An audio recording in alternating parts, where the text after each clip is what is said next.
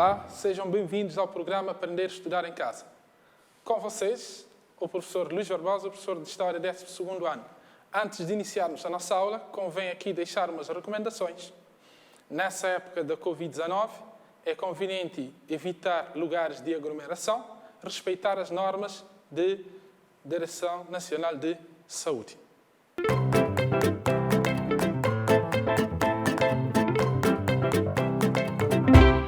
Então, para a nossa aula de hoje, temos como sumário o lento processo de maturação de uma consciência nacionalista, o nativismo cabo-verdiano, a emergência do nativismo, a imigração para os Estados Unidos da América e o papel da Igreja na educação. Se na última aula nós aqui falámos dos levantamentos populares, as principais revoltas que tiveram lugar um pouco por toda parte em Cabo Verde, então hoje vamos agora falar de uma elite intelectual que também tem a sua preocupação relativamente à situação que se vivia a nível de Cabo Verde. Então, o nativismo é uma expressão utilizada para designar os movimentos criados pelos membros de uma sociedade que atravessa uma crise e que procura uma vida melhor através de um regresso às fontes. É claro que os também que reclamaram, os camponeses, etc., também queriam algo melhor. Cada um, nesse caso, com o seu objetivo bem definido. Este termo foi concebido pelos letrados africanos do século XIX para exprimir o sentimento coletivo de serem portadores dos valores culturais das suas origens. Muito importante, portadores de valores culturais das suas origens, com a sua identificação e o ponto de encontro das suas aspirações a uma autonomia. Ou seja, se na última aula eu falei aqui de que aquilo que os camponeses fizeram vão ter também impacto a nível da autodeterminação, então aqui as aspirações dos nativistas era uma autonomia. Nativismo é assim a política de valorização dos indígenas, tendo explícito um confronto entre a sociedade europeia conquistadora e as sociedades tradicionais dominadas, nesse caso, a sociedade europeia que domina, a sociedade que é dominada, nesse caso estou a falar da sociedade cabo-verdiana. Então, quanto à emergência do nativismo cabo-verdiano, assume maior brilho na segunda metade do século XIX, graças à convergência de determinadas condições exógenas e endógenas, ou seja, fatores internos e fatores externos acabaram por contribuir para a emergência desse nativismo. A primeira e mais ampla condição endógena que proporcionou o surgimento de um espírito nativista é a falta de interesse e o estado de abandono em que o arquipélago se encontrava. Esse é o primeiro que vai, nesse caso, impulsionar esse nativismo. A recusa de adjacência reclamada pela elite intelectual, ou seja, mesmo estatuto em relação a Açores e Madeira. A ideia propagada por certos políticos da venda de algumas colónias para pagar as dívidas de Portugal por causa da crise financeira de 1891. A pobreza explica o pouco interesse de Portugal. A população tinha ficado entregues a si próprios, ou seja, sentiam-se abandonados. Então, daí também essa indignação, ou seja, essa reclamação de que estavam a sentir abandonados com essa situação.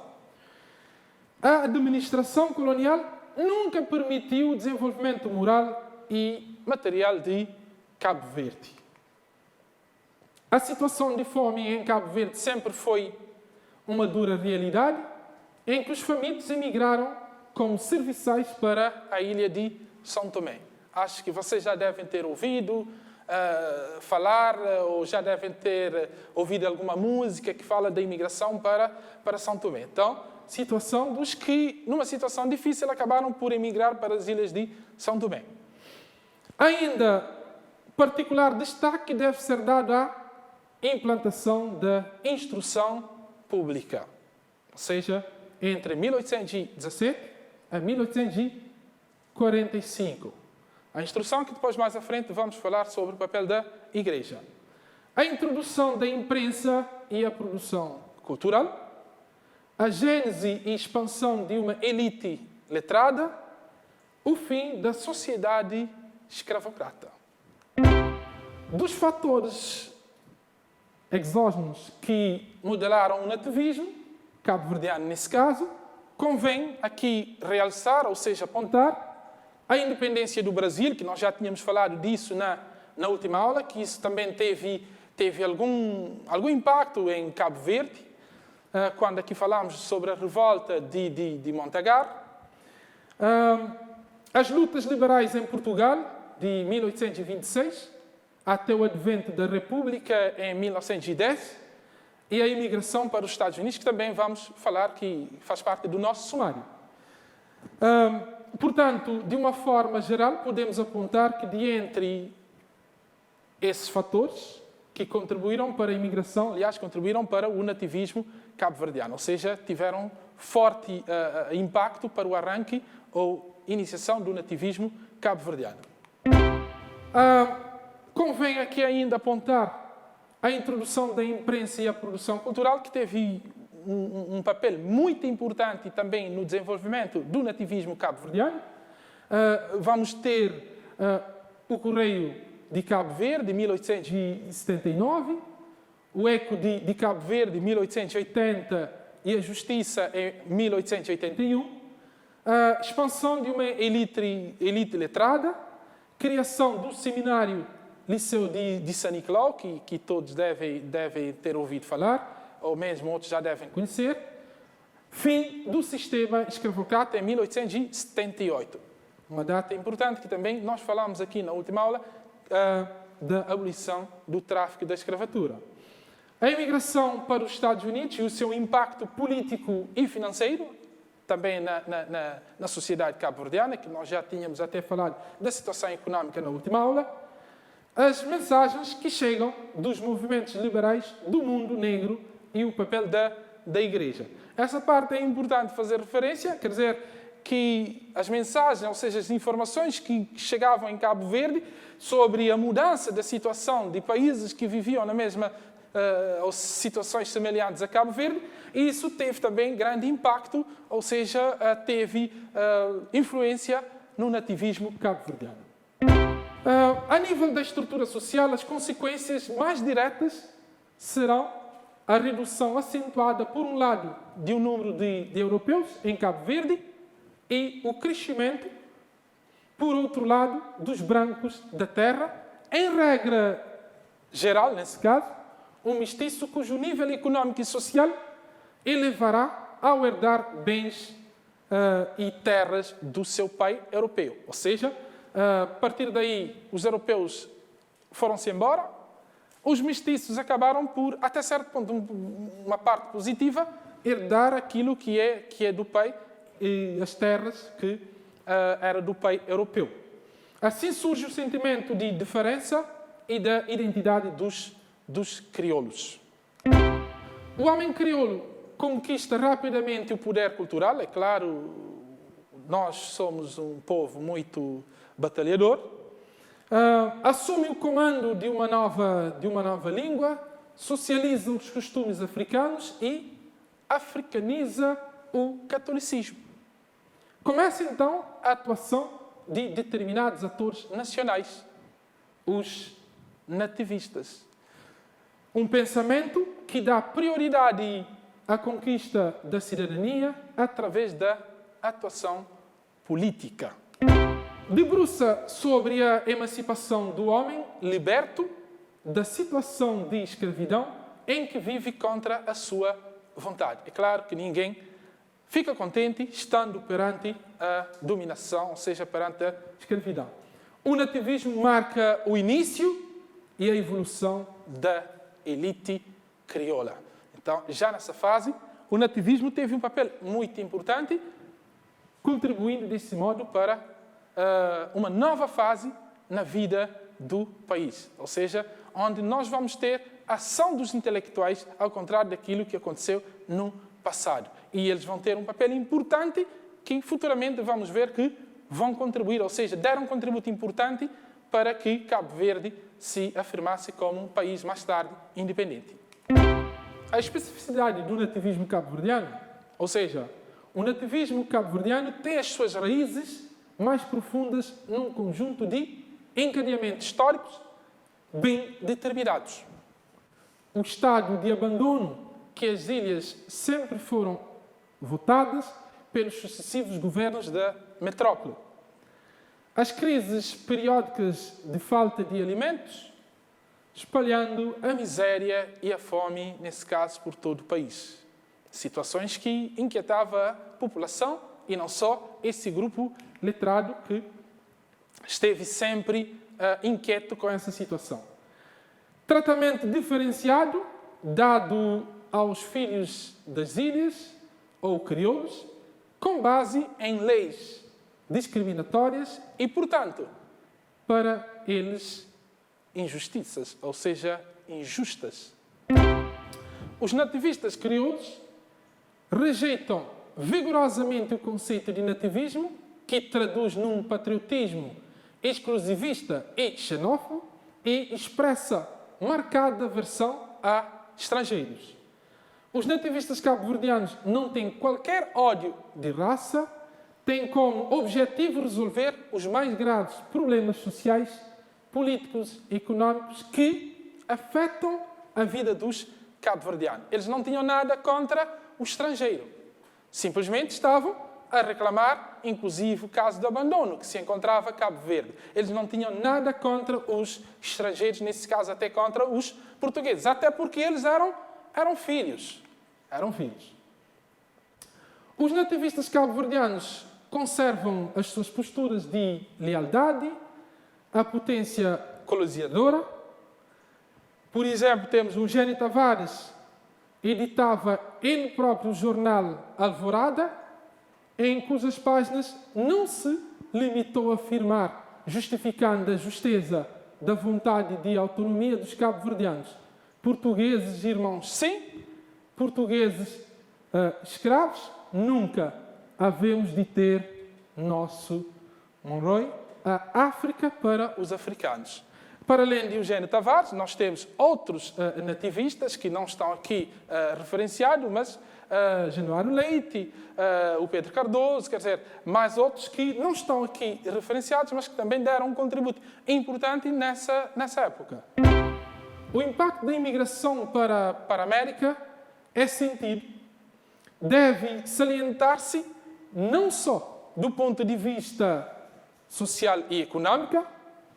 A imigração para os Estados Unidos e a consequente melhoria das condições de vida, tanto do imigrante como da família que permanecia em Cabo Verde.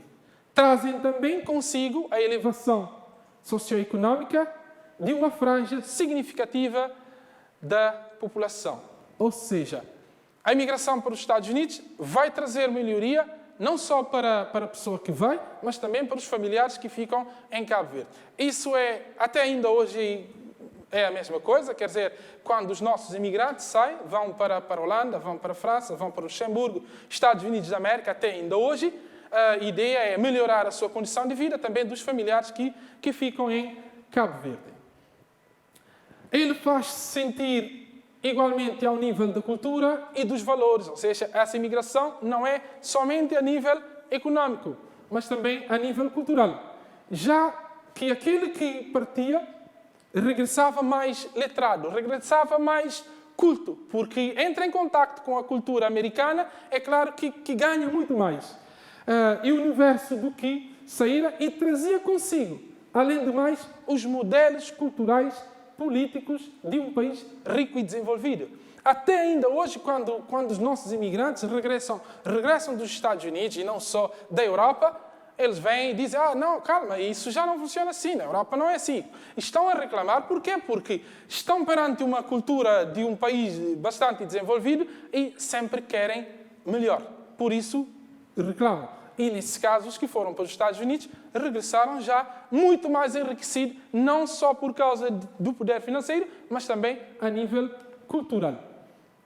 Os cabo-verdianos, quando regressam dos Estados Unidos da América, trazem não só dólar, importante aquilo que eu disse há pouco, também luzes, ou seja, trazem novas ideias. Eles vão contribuir para o desenvolvimento da sociedade, trazem novas ideias, ou seja, novas formas de idealizar, de processar ou mesmo de investir, entre outros. O cabo-verdiano na América modifica o seu modelo, aliás, o seu modo de ser moral, erguendo-se de um absoluto anonimato social e consciente elemento de progresso. Ou seja, ele vai contribuir, quer dizer, não só com dólar, mas com a sua própria pessoa, com os conhecimentos adquiridos nos Estados Unidos, vai, nesse caso, contribuir também para a maturação dessa consciência nacional. Do contacto com o grande povo americano, o cabo-verdiano aprende a encarar a vida por um ângulo mais elevado, ou seja, já de forma diferente. Vai ter uma visão do mundo diferente. Cria necessidades que lhe educam a vontade em lutas mais nobres, ou seja, ele vai querer muito mais. Não é uma pessoa que contenta com simples coisas, ou seja, que fica do nada. É uma pessoa que quer muito mais. Cada vez mais que conquista, quer conquistar ainda mais, mas a cultura, nesse caso, que ele adquiriu no país de imigração. Integra-se na civilização, já não se adaptando dentro da estreita exigência da cubata, ou seja, de um simples barraca ou casinha, e da cachupa. Já não quer somente cachupa, é claro que a cachupa fica, é a nossa cultura, é da nossa gastronomia, temos que valorizar, mas ele não quer ficar só por aí. Já dificilmente suportando as exigências de um trabalho humilhante e mal remunerado. Ou seja, ele já não quer ter um trabalho duro e que é mal pago. Então, daí que ele traz, nesse caso, nova forma de pensamento, exigindo muito mais da sociedade que nós temos. Agora, vamos analisar o papel da Igreja na educação, porque a educação, como eu tinha dito numa das aulas passadas, a educação é base para o desenvolvimento de qualquer país. Se não investirmos na educação, é claro que nós não queremos investir no desenvolvimento. Então, a Igreja teve um papel importante a nível da educação. Desempenhar a função muito importante, pois foi graças à intervenção da Igreja na educação que se tornou possível destacar elementos de grande perfil intelectual. Ou seja, muitos que se afirmaram na sociedade cabo-verdiana graças ao papel da Igreja na educação. A atuação da Igreja foi assinalável nos campos da miscigenação e de evangelização. Foi graças aos missionários que as primeiras grandes figuras da criolidade ganham estatura e projeção intelectual. No caso das ilhas de Cabo Verde, são marcantes os anos de 1845, 1860 e 1866, em que foram tomadas medidas significativas a nível dos ensinos primário, liceal, tanto oficial como eclesiástico. Desde descobrimentos até 1817, não se encontrava vestígios na legislação que indiquem medidas promulgadas a favor da sua instrução pública. Então, só a partir dessa data. Antes não tínhamos, ou seja, não temos registros. A instrução ministrada era privada, quase exclusivamente clerical, ou seja, praticamente tudo ligado à Igreja.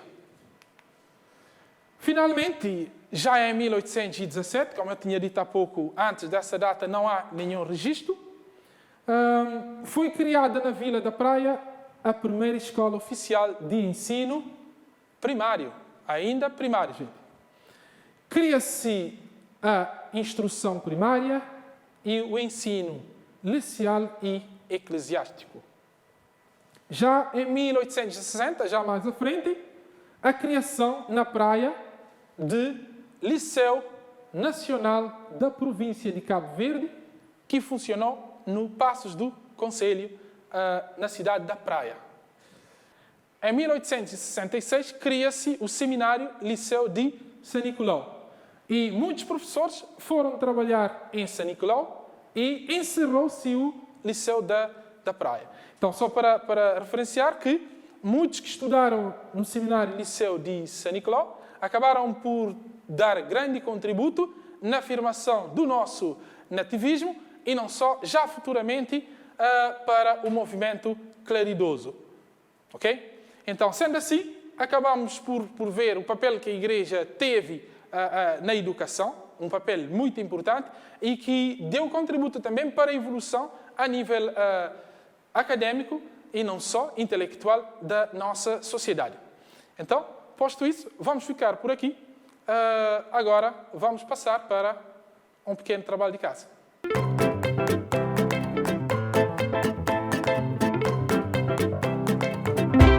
Bom, como trabalho para efetuar em casa, vou-vos deixar com o seguinte trabalho.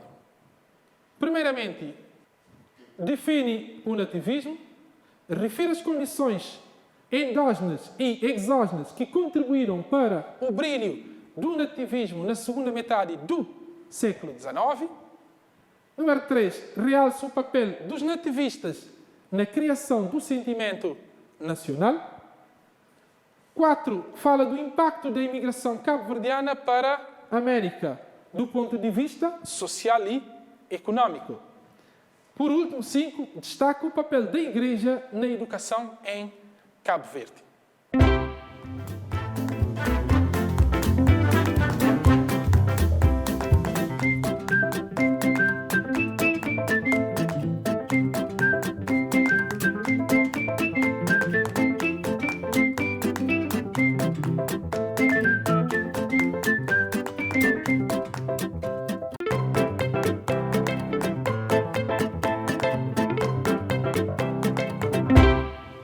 Em jeito de balanço daquilo que foi a nossa aula de hoje, vimos o lento processo da maturação de uma consciência nacionalista, ou seja, vimos o nativismo cabo-verdiano, o conceito de nativismo, quando é que surgiu, ou seja, a partir da segunda metade do século XIX.